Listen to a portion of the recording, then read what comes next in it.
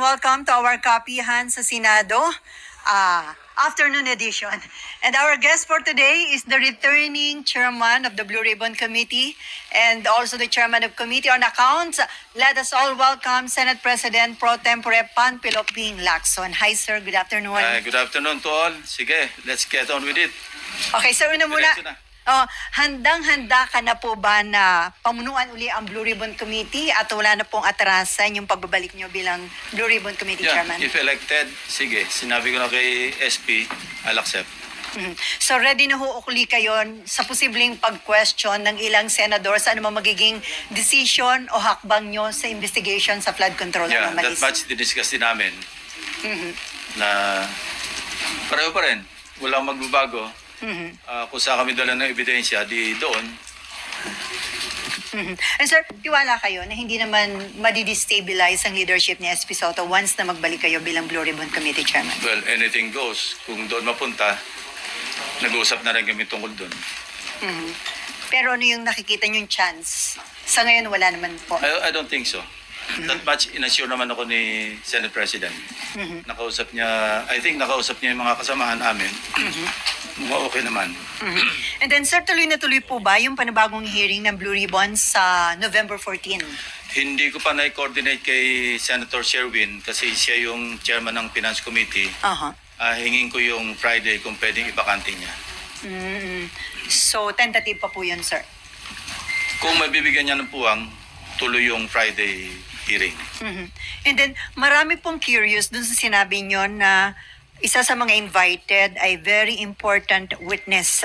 Gaano po ba ka-importante ang kanya magiging testimonya, sir? Importante kasi pwedeng ma-wrap up yung lahat ng pwedeng okay lang malaman patungo pati sa prosecution sa conviction.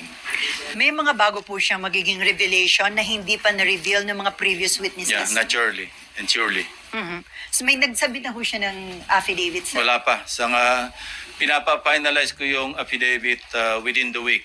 No? Kasi base sa kwento, saka base doon sa mga dapat ebidensya, mga dokumento, ledger, digital files, lahat ng notes. Kasi sabi ko sa kanya, kung magme-mention lang ng pangalan na walang suportang dokumento, wag na lang mag-mention kasi baka makasira lang ng tao. So, maski may personal knowledge, kung wala naman siyang supporting documents, wag na lang magbanggit. Sir, yun ang aming usapan.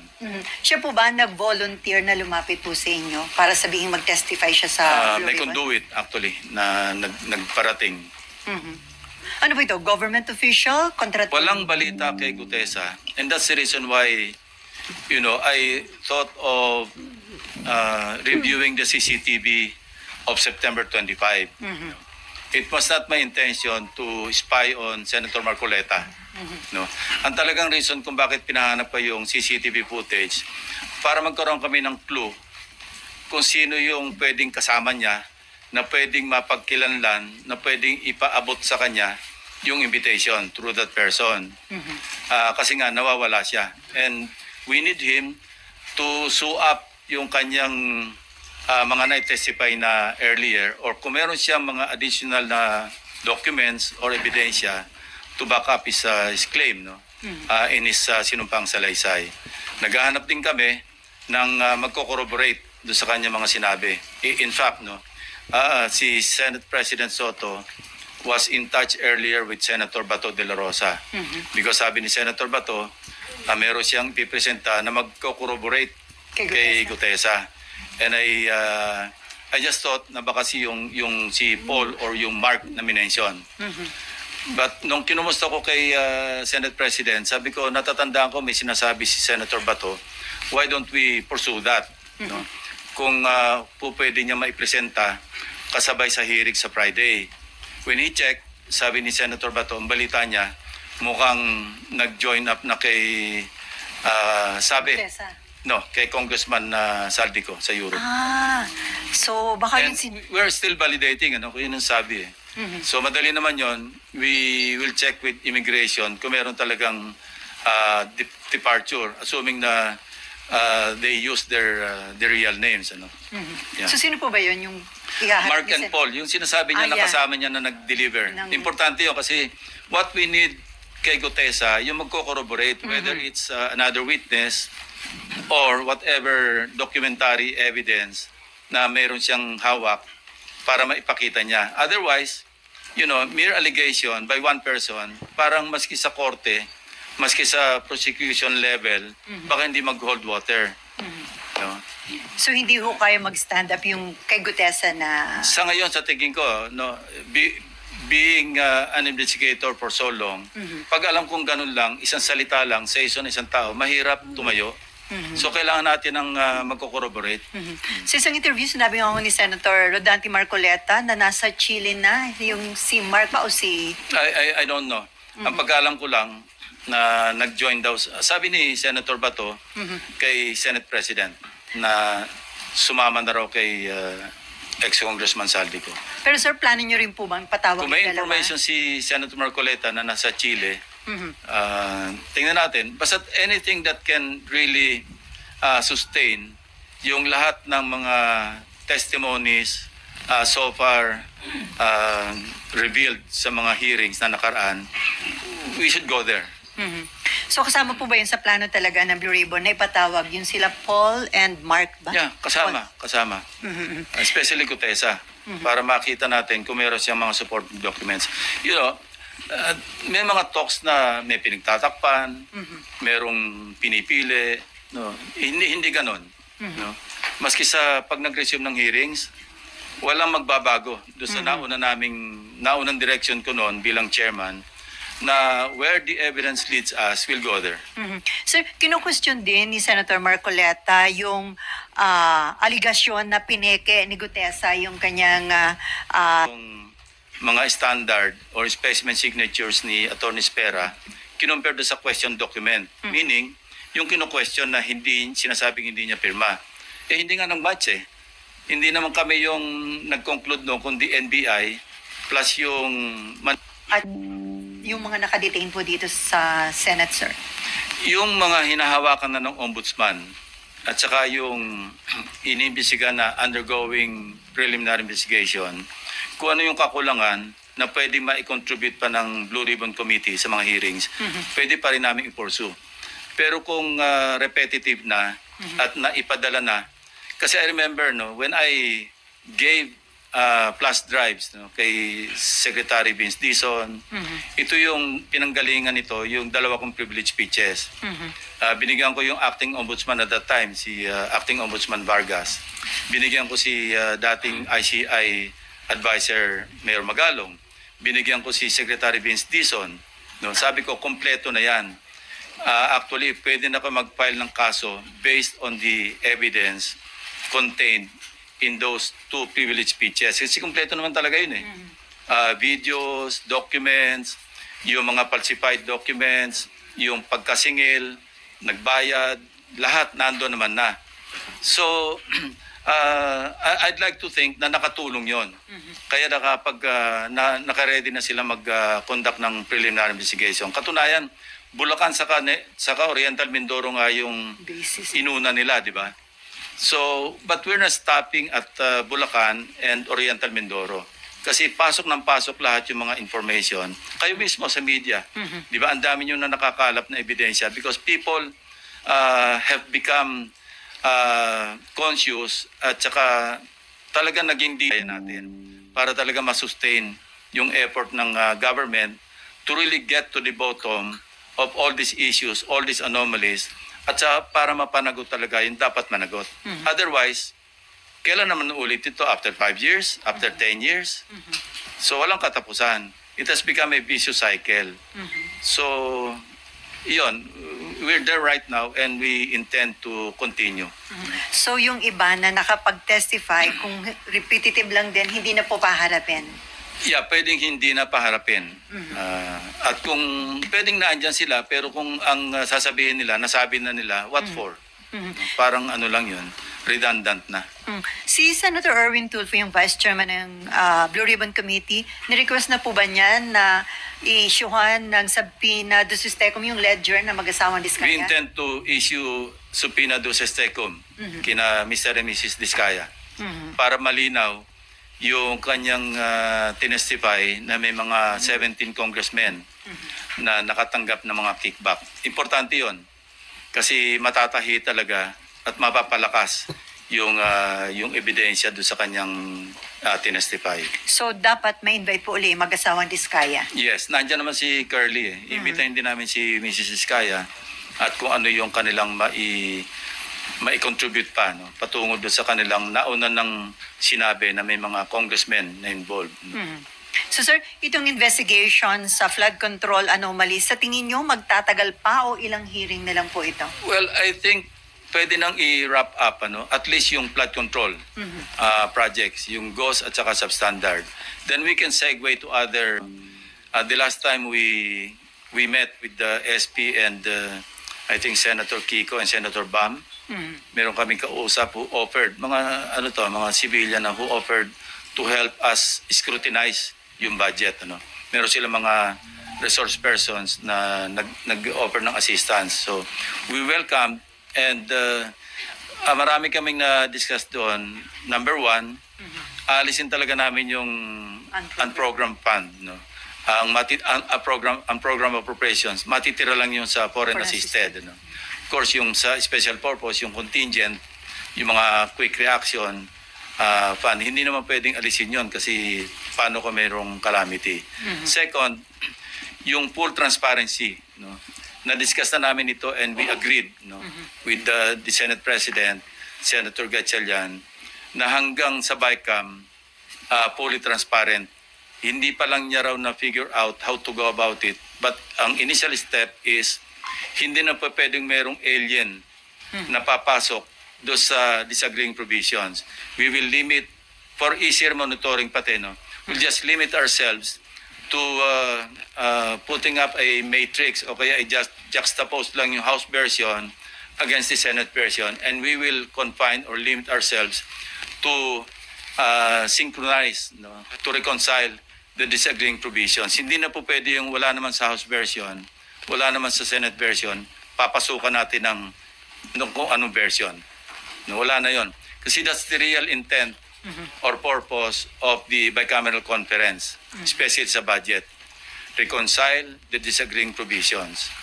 So at least along that line, nagkakasundo kami, and that's a good step para talaga maging transparent yung pagpasa natin ng budget all the way to the BICAM, all the way to the enrolled bill. Sir, parang na-miss nyo yung mga budget hearings. So, pagdating sa plenary, doon ba kayo babawi? Yeah, kasi na-immobilize ka ako. I was naka-decommission ako for 2 weeks because of my corneal surgery, Kaya, But sabi ko sa mga staff, bawi na lang ako sa plenary. So, we're preparing for the plenary debates and I hope I can still contribute my worth do sa pagpasa ng budget. Sir, balikan ko lang yung sa hearing. Invited na po ba sa next hearing si former Congressman Saldico and former House Yes. Speaker Martin Romualdez? Although yung kay former speaker, although we will invite him through Speaker Boji D, wala naman talagang direct na pag-implicate sa kanya except yung statement ni Gutesa, but we'll give him the opportunity to respond. But again, observing in the observance of interparliamentary courtesy, kukurse namin invitation sa kanya through the speaker. Yung kay Congressman, ex-Congressman Saldico will send the invitation doon sa kanyang established na residence. Kaya lang sir, yung Office of the Ombudsman mukhang dun sa last known residents, parang they refuse to accept yung pinadala ng Ombudsman. Well, it's up to them, Kasi kung hindi ma-hit yung invitation, ang susunod subpoena. At kung hindi pa rin siya sisipot based on the subpoena, then somebody may move for the issuance of a contempt citation and eventually a warrant of arrest. At yung warrant of arrest, sir, yun, pwedeng hingin ang tulong ng Interpol para arestuhin kung saang bansa siya nandun? Probably, kasi valid naman yung warrant of arrest, yung i-issue ng Senate. So that is as valid as any warrant of arrest issued by the court. I don't know, I'm not sure. But we will try. Sir, may info daw kung sisipot si former Speaker Romualdez sa hearing ng Senate. May advance info kayo, sir? Wala. Iniintay ko yung feedback niya kay or feedback ni Speaker D. At saka dating Speaker Romualdez din kay SP Soto. Kasi nakipag-coordinate lang ako sa office ni Senate President or kay Senate President himself. Sabi niya mukhang magkakausap yata sila this week. So sabi ko, pakitanong mo lang sa kanya kung gusto niya magkaroon ng opportunity because this happened before. Ako yung chairman ng public order na mention yung pangalan ni Congressman Veloso, di ba? And they requested me to be given the opportunity to make their manifestation and I gave them that opportunity. So if you remember, yung mga nandito nung previous Congress na yon, di ba pinagsalita namin si Congressman Veloso, si Ching Veloso. So pwede niyang gawin yun. Ano? At kung gusto niya sagutin yung mga allegation, in fact, we're thinking of sending subpoena do Tecum do sa contractor na naggagawa ng renovation noong bahay sa 42 McKinley Road. Ano? At saka yung security agency na naggugwardya ron. So, kung meron silang logbook, ipapadala namin yung logbook dito to find out if indeed between the period December 2024 hanggang August 2025, I believe yun yung period na sinasabi ni Gutesa na nagde-deliver sila ng pera do sa 42 McKinley Road. At kung meron sa logbook na may mga pumasok talaga mga sasakyan, mga vans or convoy of vehicles, then that's a strong supporting document to buttress yung testimony ni Gutesa, even without Gutesa coming back to testify, I think. Because remember, yung kanyang sinumpang salaysay na naging questionable o forged yung notaryo, that's invalid as far as yung kanyang sinumpang salaysay kung gagamitin ito sa other sa prosecution. But as far as the Blue Ribbon, yung kanyang sinumpang salaysay as read do sa kanyang sinumpang salaysay na written, valid yun because he was administered this oath and ang presumption is totoo lahat yung sinabi niya sa Blue Ribbon hearing noong September 25. So sir, hindi applicable kay former Speaker Romualdez yung pwedeng gawin kay Saldico na kapag hindi humarap, i-issue ng subpoena, kapag hindi pa rin humarap, ay siya, congressman siya. So hanggang invitation lang ang pwedeng gawin. Yes, through the Speaker. Sabi ko nga, interparliamentary courtesy. And by the way, I'd like to clarify, yung interparliamentary courtesy, ito'y binibigay do sa institution, hindi sa tao. Kaya nga interparliamentary courtesy kasi courtesy ng Senado sa lower house and vice versa. Anyway, okay. Timor, Marlon, RG? Okay, si Camille. Nahin natin, Imor. Opo. Sir, balikan ko lang po kay Gutesa. Are you bothered by his disappearance? And ano po yung current efforts right now to locate him? Well, obviously, sincere yung efforts to locate him. Ano? Kasi he has to clarify Yung kung meron siya maidadagdag, idagdag niya. No? So, importante yung kanyang presence kung meron siya maidadagdag pa sa kanyang nauna ng pinahayag. At saka concerned din kasi hindi na natin alam kung ano nangyari sa kanya. No? May mga claim na nasa marine compound, hindi naman pala. May mga...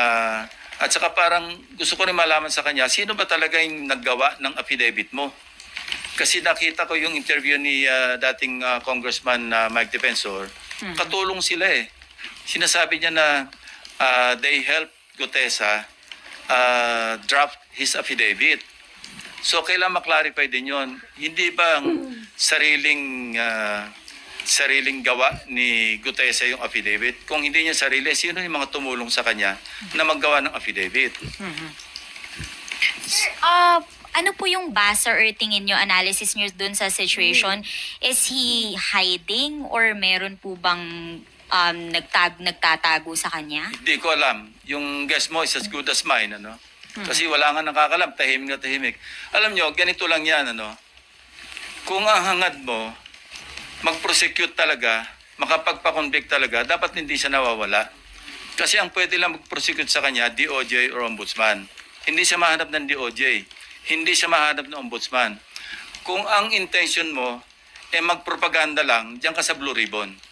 At mawala ka na. Kasi yun lang eh. Sa ngayon, di ba, nagkaroon ng isipan sa mga kababayan natin na siya lang ang nakapag-implicate kay Speaker Romualdez. Yun ang... Yung although kay Congressman Saldico, hindi lang siya, ang dami pang ibang nag-implicate sa kanya, nauna na. Pero ang importante rito, in-implicate niya si dating Speaker Romualdez at nag-iisa siya nakapag-implicate. Pagkatapos nawala siya.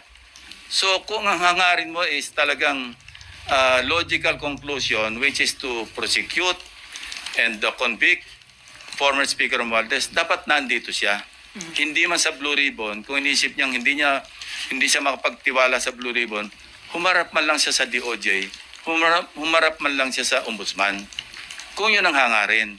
So now, anong isipin natin? Bakit Blue Ribbon lang at pagkatapos ng isang pagsipot, nawala ka na? So sir, hindi niyo ba tatanungin si Mike Defensor considering na siya ang nagbigay kay Marcoleta? Yun nga, papadala namin yung subpoena through the office of Senator Marcoleta. No? And yung sinasabi niya na ini-spyan ko siya, hindi yun ang dahilan. Gusto ko lang makita, kaya pinareview ko yun para makita ko, baka sakaling may nakakakilala o makikilala natin yung kasabay niyan dumating. So, nung So incidental na lamang yun na sinalubong pala siya ng staff ni Senator Marcoleta, dinala sa opisina niya, nag-stay for a while, tapos nanood ng hearing doon sa gallery hanggang sa tinawag siya, 10:27 I think. But he stayed there. He arrived at around 8:27. At saka yung CCTV, this is a public place. Yung Senado. Huwag tayong magtaka. Alam na natin na merong CCTV dyan. Kayo mismo na mamonitor nyo kami pag dumarating na kami, di ba? Kayo minsan nakaabang na kayo sa second floor. So this is an open area. No?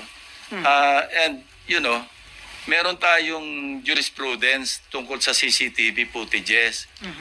Yun yung Ople versus Torres. Ang tawag doon, ang doctrine doon, yung reasonable expectation of privacy. Meaning, pag nasa public place ka, i-expect mo naman na yung privacy mo mako-compromise, no? May reasonable expectation privacy. Kung nasa private place ka, now, I heard Senator Marcoleta na kung ako raw ba nagbi-Big Brother o okay lang ba raw na tiktikan niya rin opisina ko, well, bibigyan ko siya ng logbook kung gusto niya everyday, kung sino yung pupunta sa office ko. At walang contractor na pupunta doon. Wala maski sino pupunta except mga official business.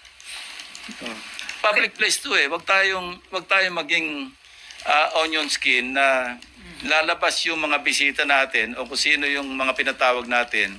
Dahil CCTV yan eh. Okay, last question, Opo. Amar. Sir, mag-a-apply po ba dun kay Guteza yung pag hindi po siya sumipot after the subpoena ay warrant of arrest yung next? Meron na siyang problema sa prosecution service ng DOJ. Why?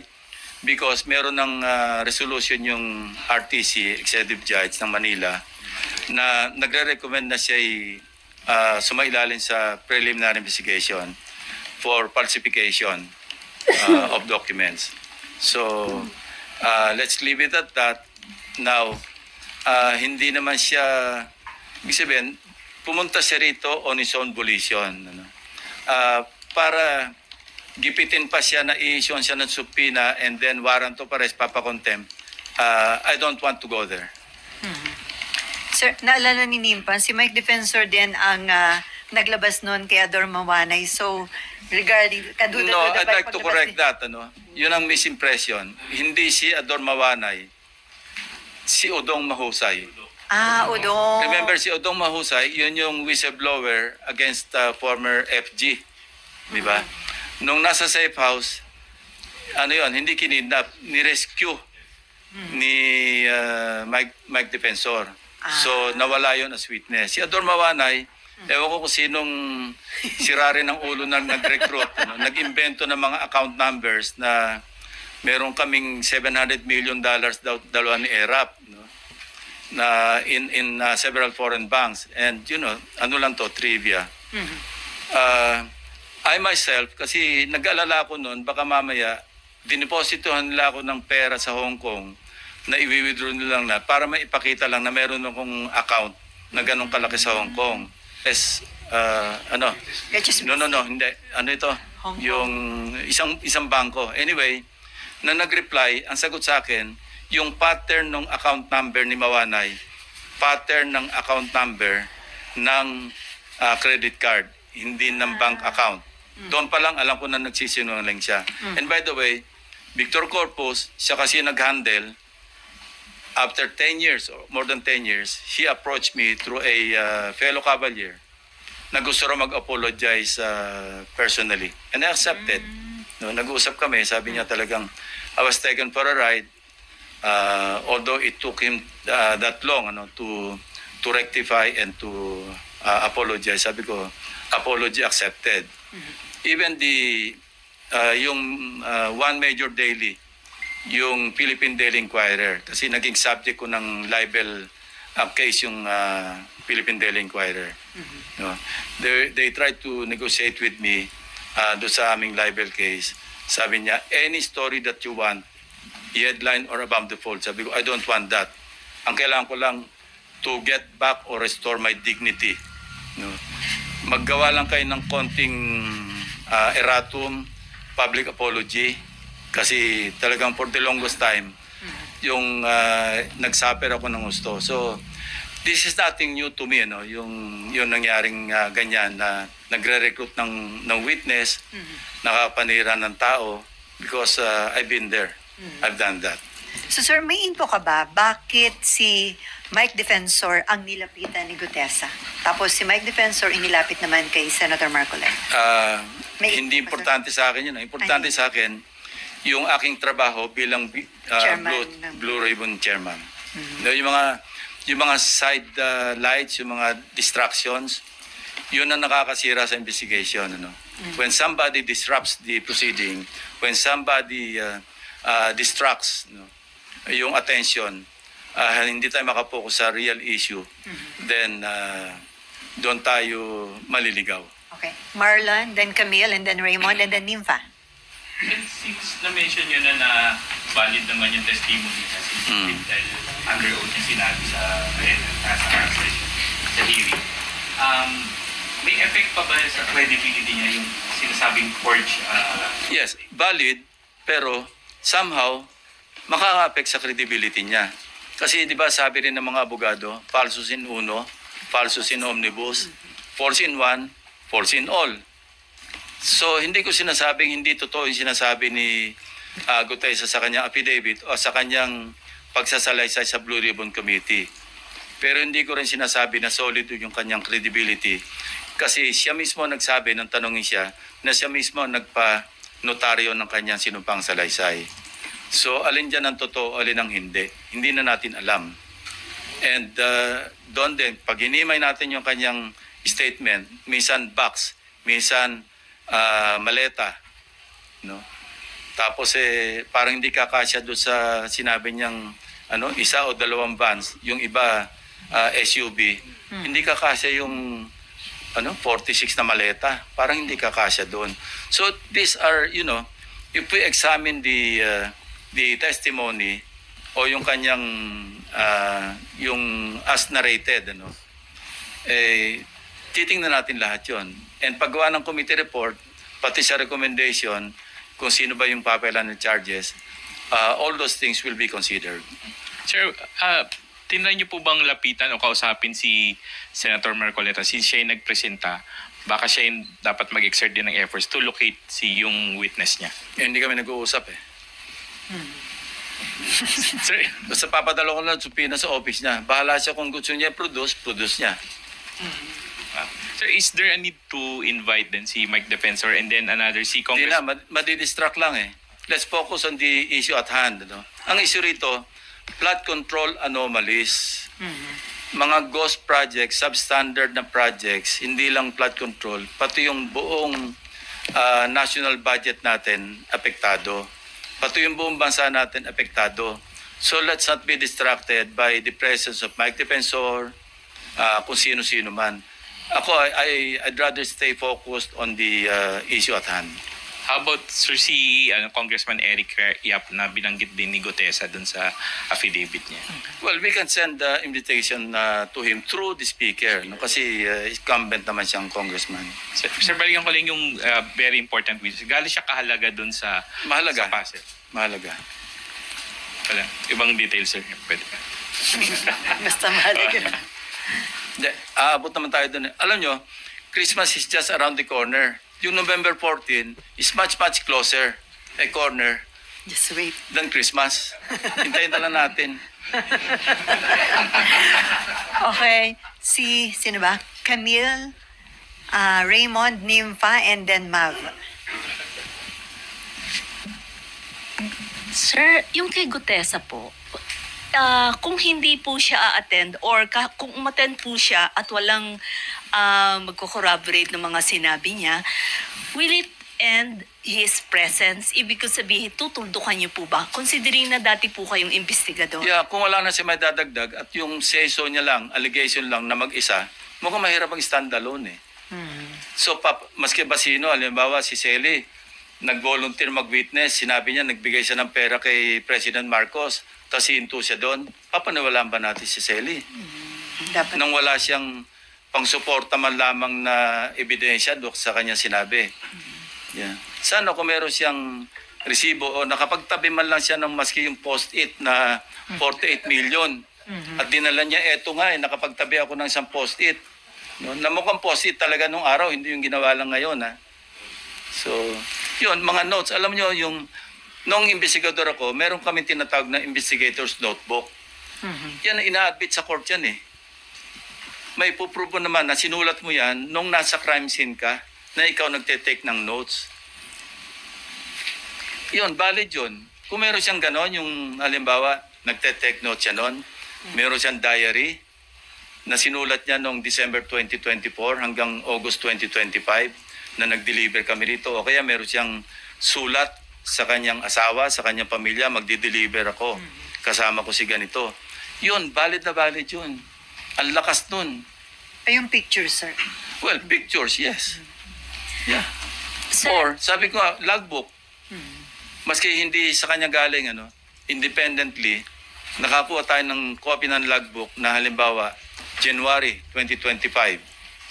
May pumasok na several vans, several vehicles, convoy, nakalag doon. Ang lakas nun. Ako, solid sa akin yun, na ebidensya yon, na totoo ang kanyang sinasabi. Pero ano ba, box ba? Maleta ba? At saka nga alam ko, pag naglagay ng pera at namigay ng pera na kalagay sa maleta, hindi sa akin ang alam ko, mamurahin, hindi Rimowa. Napakamahal na Rimowa. 46 na Rimowa. Alam mo ba kung magkano Rimowa ngayon? 100,000. Ito hanggang bewang niya sinasabi niya. Baka hindi lang 100,000 yun. Usually, ang mga pinamimigay dyan, mga Xiaomi. Yung kumbaga sa'yo na yung maleta na yan. Kahit Parang masira, ganon. oh. Okay, Camille. Follow up, Maya. Baka magalit sa atin yung Chinese yan. Okay, Camille. Gagawa po ba kayo ng mga specific forensic or audit trail para po, kasi sinasabi po ni Senator Marcoleta, napakalaking halaga nung i-deliver kay Speaker Romualdez. Since dati po kayong investigador, sir, sa PNP. Trabaho ng AMLAC. So, I think matitrace Para po nila yan ma-establish. if they can still backtrack yung large withdrawals. yeah. Say, from what? Kung sino yung contractor. Alam naman natin na nag-withdraw sila. Katunayan, frozen na nga yung accounts ng iba, hindi ba? And mind you, yung 5.2 billion pesos is just trickle in the bucket compared do sa mga nakikita nating billion-billion na nagche-change hands pagkakatapos sa isang proyekto. I think AMLAC is on its way to further looking at yung tinatawag na web of accounts. Kasi pag sinabi nating web of accounts, ito yung from one account to another, to another, to another, hagip lahat yun. So I'm just hoping, we can just hope na yung AMLAC will go as far as that, ano? Kasi importante yun because when we amended the Anti-Money Laundering Act, ano, sinama namin yun web of accounts. Lahat ng nadapuan noong transaksyon, halimbawa ni Sims, ano, at yung katransact niya, nakipag-transact sa iba at nakipag-transact sa iba, hagip lahat yun. So para malaki naman yung ma-recover ng government sa mga, hindi lang contractors, kundi doon sa mga tiwali ng mga opisyal. Congressmen and senators included. Okay, Raymond. Sir, just one point. Sa pagbabalik niyo as chairman of the Senate Blue Ribbon Committee, ano ang naghihintay na kapalaran doon sa 4 na opisyal that are being held sa baba after na ma-contempt sa committee hearing? Well, they may be detained there up to the CNDA adjournment, which is 3 years from now, or 2 years from now.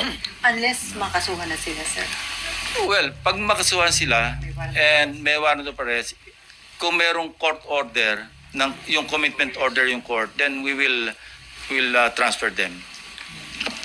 In the meantime, they will have to stay here. No? Mabuti na rin yan para kung kailangan din sila, at least madali silang escortan ng OSAA. Ginagawa namin yan eh. Ine-escortan sila sa ICI, ine-escortan sa DOJ, or kung ano yung agency na nangangailangan sa kanila. Okay, Nympha. And then Ma'am. Afternoon, sir. Sir, dun lang sa particular sa budget po ng DPWH, ngayon, sir, meron na ba kayong ginawa, sir, na pag-aaral kung magkano yung dapat na patapyas, magkano yung dapat na ilipat based sa inyong studies? Actually, meron na. Noong nag-revise yung DPWH, di ba tinanggal lahat yung flood control? That's 255.5 billion. Tinetrace namin kung saan napunta. Kasi walang naiwan doon sa 255 or so billion pesos.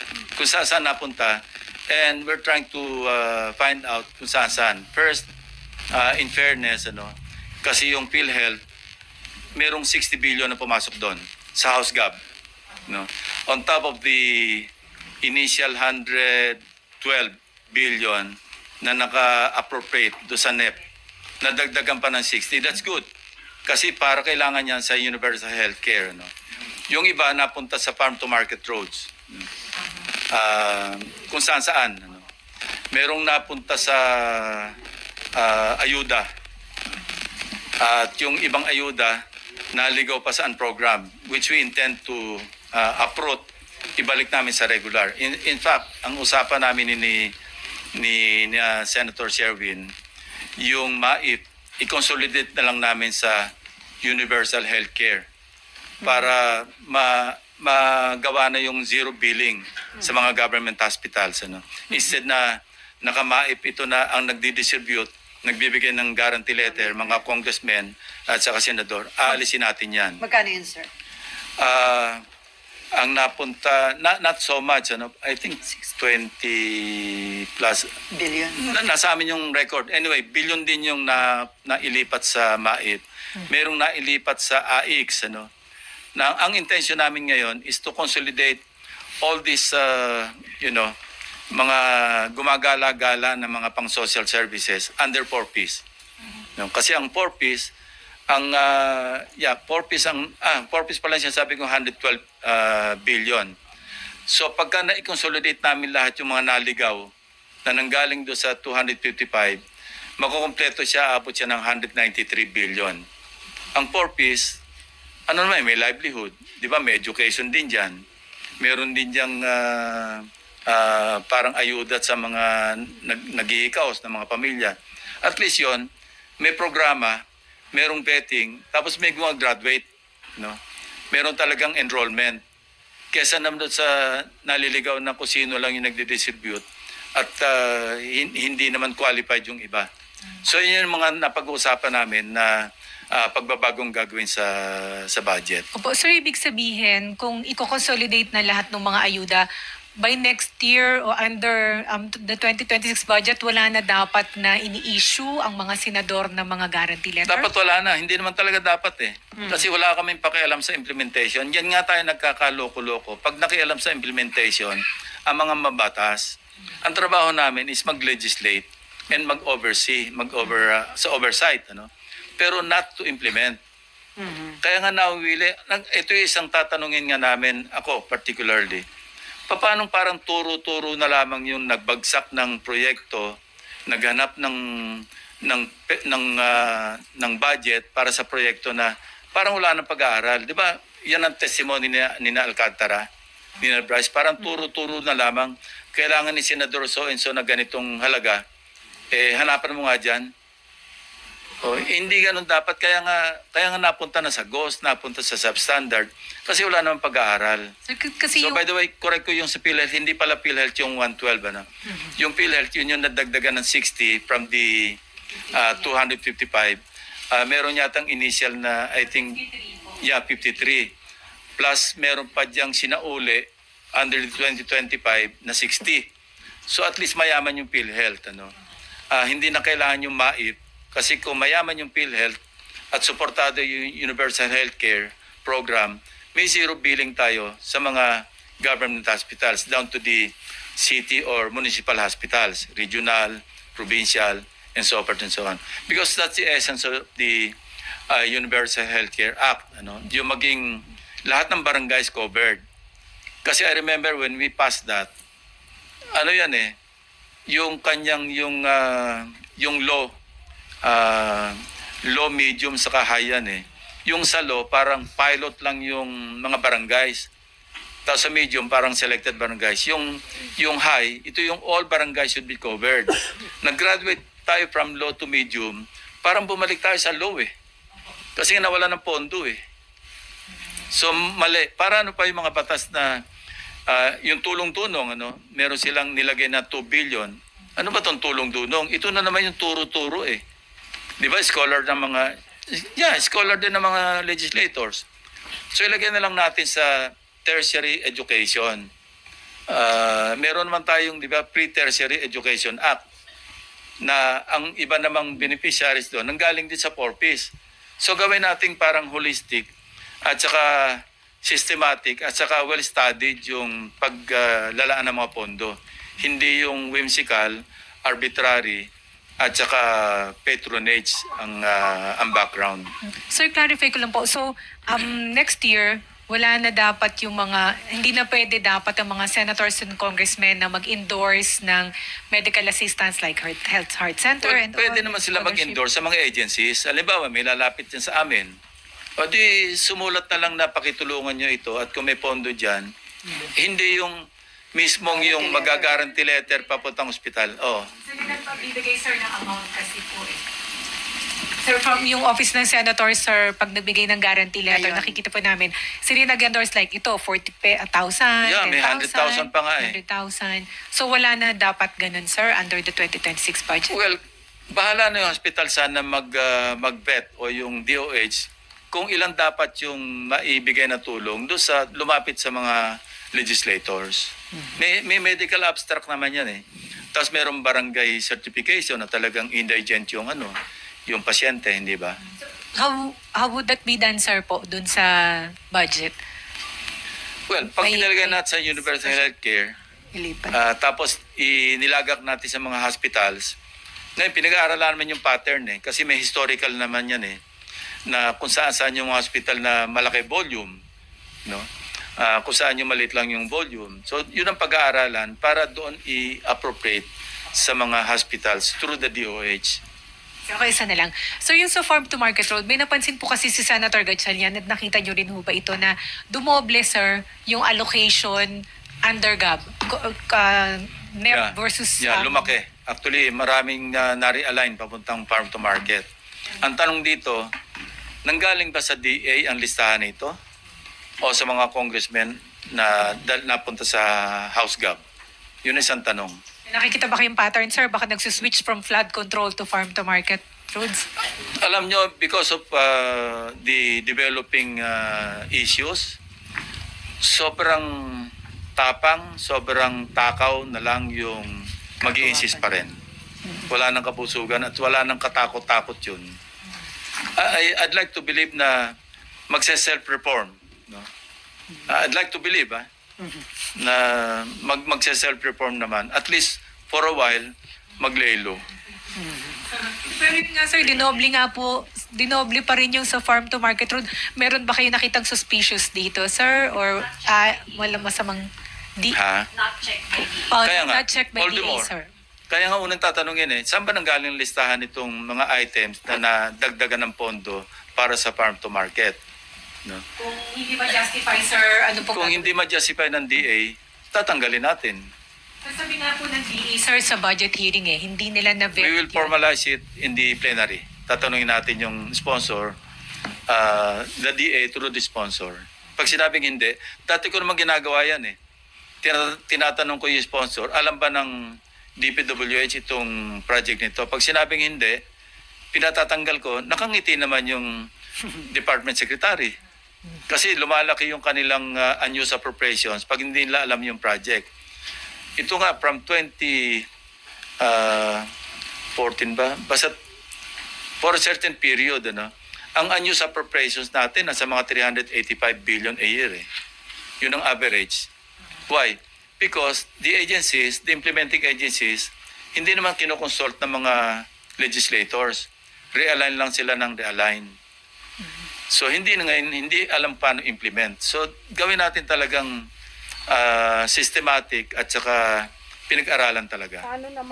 Okay, before Mab, speaking of 2026 budget, Sir, si Presidente, inutusan niya yung mga other agencies na i-reduce yung cost of for construction materials by as much as 50%. Yeah. Yung mga may infra projects like DepEd, DA, DILG, Department of Health. So magandang hakbang po ba yan para maiwasan na itong mga issue ng And kaliwanag? rightly so. No? Dahil nakita naman natin talagang ino-overprice nila yung estimate pero hindi pa rin nagkakasya. Parang tira sa taas, tira sa baba, di ba? Meron na silang savings sa overpricing, tapos mag-ghost pa sila. So, tama yon. And we should all support that, at least yung Congress. So possible na bumabaho yung budget allocation ng maraming government agencies? Yes. Tama. Kasi bababawasan yung overpricing At kung hindi yun i-realign, pwede ho yung magkano ba? 6 point something trillion bumaba. Yan, delete yung deficit natin. Magkakaroon tayo ng savings dahil yung dahil nabawasan yung cost. Diba? Okay, Mav. Sir, babalik lang po ako sa Blue Ribbon. Sir, kasi po di ba naalala niyo yung sa Bulacan Boys, sabi nila 4 silang naghahati-hati dun sa bayan. Pero yung 3 lang nga nandyan, never po napatawag si Engineer Paul Duya, patas si Yusek Bernardo, may binabanggit siya na Engineer Dumasig naman daw. Ito Kasama po bang yun. dalawang to? Nandiyan si Dumasig nung last hearing. Opo. Pero sir, yung Engineer Paul Duya na sinasabi po nila na kasama nilang tumatanggap ng 20%. I think masasama sa kaso yun. Hindi lang napatawag. Meron pa yung sinasabing si Carlo Rivera. Yun. Dapat ipatawag din yun kasi prominent yung pangalan niya laging lumalabas. Siya yung parang taga-prepare ng list. Sir, next hearing po ng Blue Ribbon, nandito rin po sila, itong mga taong to na hindi pa masyado pumuputok yung names. Yeah, titingnan namin yung listahan kasi baka mamaya masyadong marami, hindi naman matanong lahat. Ako, I'd rather na may focus sa mga certain individuals kaysa nakatanga lahat dyan. Hindi naman lahat natatanong. Sayang din yung oras nila. Sir, may patanong lang si Mayan Corvera. Hindi ba hahanapin ng Senado sina Mark at Paul na staff ni Saldico? Parang nasagot na kanina yun May pinaulit ko yun. Hello, where are you? Ay, ate, follow up naman. So, nasa abroad na. Anyway, si Baby Lynn. Yeah, Babylin. Yeah, hello. Good afternoon, sir. Yeah, tining naman. Yeah. So, kung matatagpuan po, number 1 ko lang po, sir, bakit, do you find it weird that Mark and Paul have joined ex-Congressman Saldi? Hindi confirm yan, hindi validated. That's only according to Senator Bato. as relate to Senate President Soto. Kasi tinanong ko si Senate President, sabi ko, tatanda ko Senator ba to? Kaya lang, ang feedback nga raw, wala na rito eh. But doon, he was so enthusiastic, pwede ko bang dalhin? Pwedeng dalhin. Of course, pwede. Kaya lang, the last time the Senate President checked with him, sabi niya, wala na rito SP. Ang balita namin, nag-join na siya kay Saltico. And if they did po, pwede po ba yung ipatawag sila? Matitrace naman yun kasi kung sa immigration, hanapin natin yung records sa immigration. Kung meron silang departure from the Philippines and to where.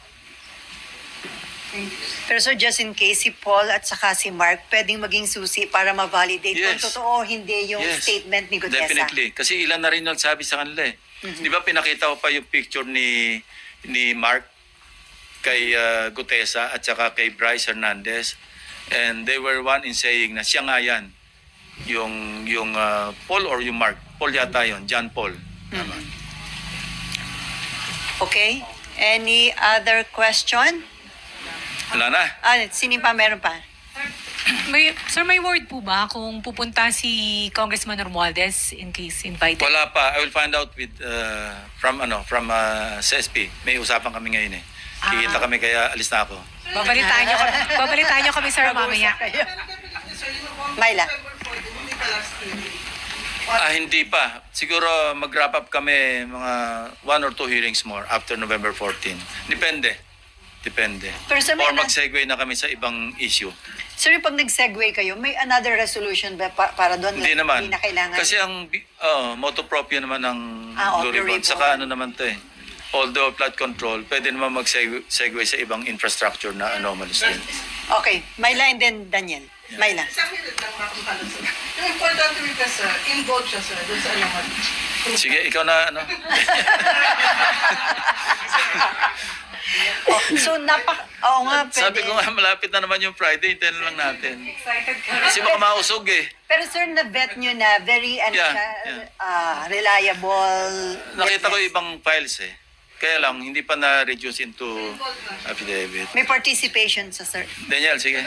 Sir, kung hindi man matuloy makulong yung contractor, sinasabi nila Secretary Dizon, posible ba dito sila magpasko sa Senado, sa kulungan sa Senado? Most probably. Kasi ang sinidyan nga namin, ano pa eh. End pa ng 28th Congress eh. So that's what? That's 3 years, ano? 3 years ba yan? So, ibig sabihin, sir, kung hindi man sila makulong sa labas, dito naman sa Senado, sigurado. Buti na sila ng filing ng information. Sir, before Asher, sa tingin niyo, nagiging mabilis naman ang aksyon ng ICI, Ombudsman, DOJ, kasi nga para maapis yung galit ng tao. Dahil November 30, may malaki na naman daw rally, Yeah. di ba? Sa tingin niyo, mabilis naman yung action? Hindi kasi ganun kabilis, kadaling especially yung preliminary investigation. May due PI. process yan eh.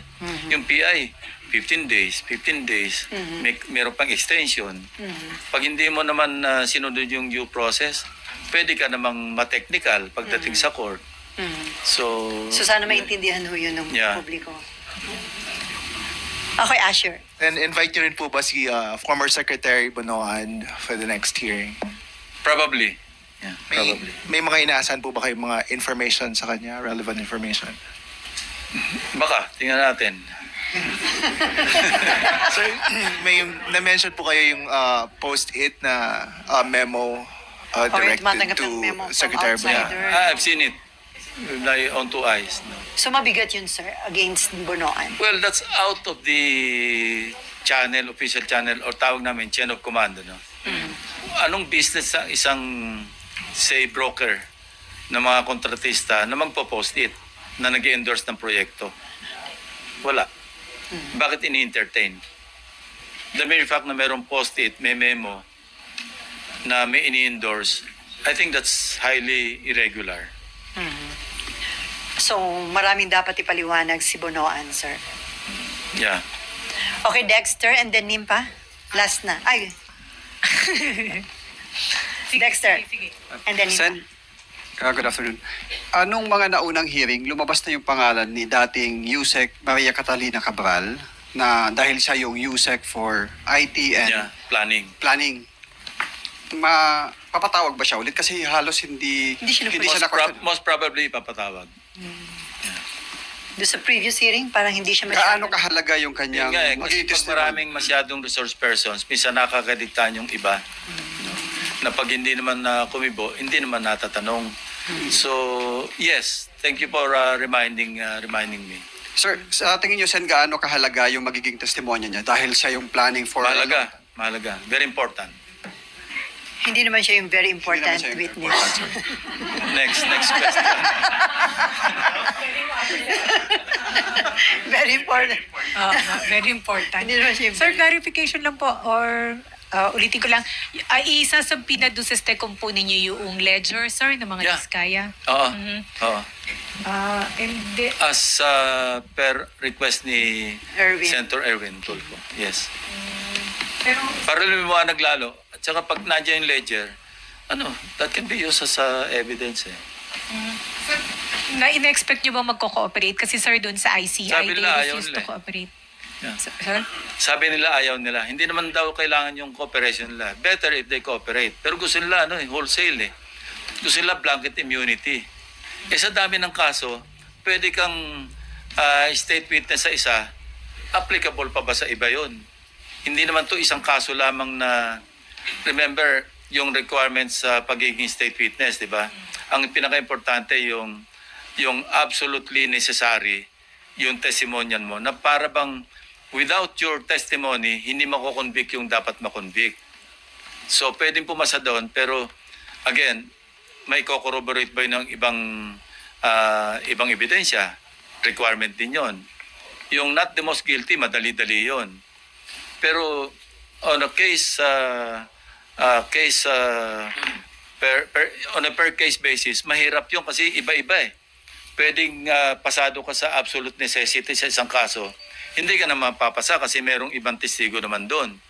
So pwede ka makonvict sa iba, pwede ka state witness sa iba. So sir, ano po ang gagawin ninyo, sir, ng committee kung hindi na sila mag-cooperate, hindi bigay yung ledger? Ganito yung deal. Ako kasi pagka kumakausap sa witness, gusto ko yung full disclosure, ayoko nang may pambobola. Ito yung sinabi ko lang na guidance. First, yung sinabi ko kanina, kung magsasabi ka ng pangalan, siguraduhin mo meron kang backup document. Pangalawa, walang maipapangako sa iyo na siguradong state witness or ito yung mga options. Pwedeng ma-discharge as a state witness. Second, pwede kang makonvict with restitution pero magkaroon ng probation. Another option, pwede kang makonvict, may restitution, pero makulong ka, shortened yung jail term because of plea bargaining. Inaalaw naman yan eh. Yun. Walang assurances na mangyayari either one of the three. Now, it's up to the resource person or witness kung gusto niya talagang mag-witness. Pero ang nangyari kasi, when confronted with strong evidence, mag-iisip din talaga eh. So sir, kasi nakakulong na po si Curly Diskaya kung mag-refuse, kung contempt siya for refusal to submit the ledger. Pwede din bang sir si Sara Diskaya i-contempt kung hindi niya ibigay yung ledger? Alam nyo, pinag-isipan ko na matagal yan eh. Dapat yung mag-asawa, contempt na yun eh.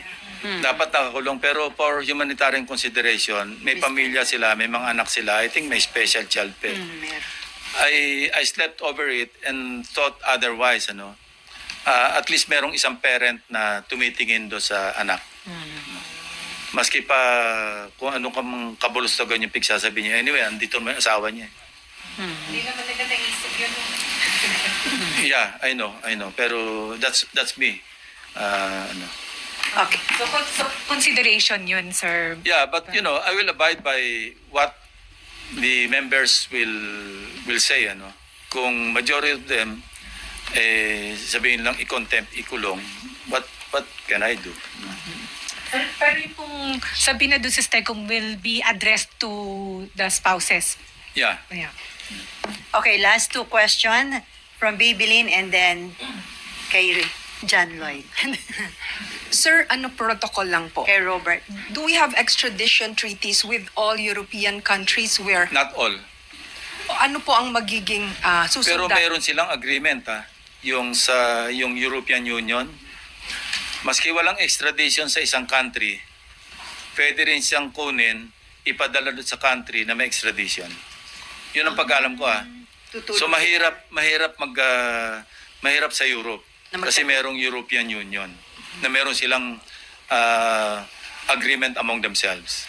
So the police, the Interpol will not play any role in case po? Well, Interpol talaga yung ang coordinating body kasi member tayo ng Interpol So Interpol yung pwedeng mag-implement noong pag-aresto prior to extradition.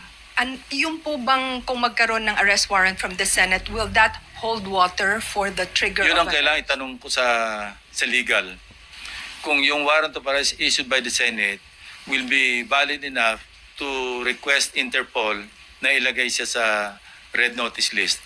Kasi ngayon, alam ko, nasa blue notice na Iba yung red notice. Ang red notice, pwede ka arrestuhin na dun Yung blue, alam ko, monitoring So sir, sa Chile, wala tayong extradition treaty.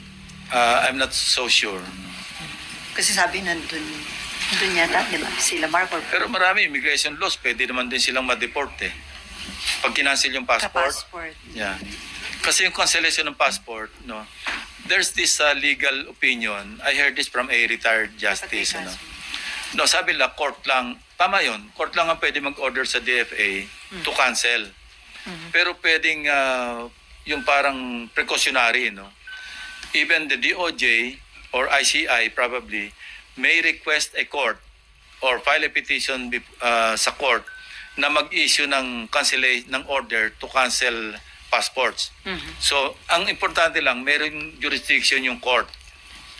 Kasi without the case or the issue na may jurisdiction ng court, hindi pwede mag-act yung court syempre. So if there's a petition filed before a court of law na mag-issue ng order sa DFA to cancel the passport or passports of individuals, then pwede mangyari. Because by then, nakapag-acquire ng jurisdiction yung court based on the petition. Okay, last from Robert. Hi sir, good afternoon. Regarding lang po dun sa very important witness, just to justify yung our report lang po, meron po ba siya mga bagong names na ididiin na involved sa anomalies or may mga nag-appear na names na sususugan niya with evidences including senators and congressmen? Both. Pati lawmakers po? Hindi, both. May bago sa kami dati. Government official? Siyempre. Itong very important. Yung mga ituturo. Mga ituturo. Yung witness, sir. Yung very important people. Hintayin na lang natin, hintayin na natin. Okay, 3:16 na on that note. Thank you so much, Thank you. Senate President Pro Tempore Panfilo Lacson.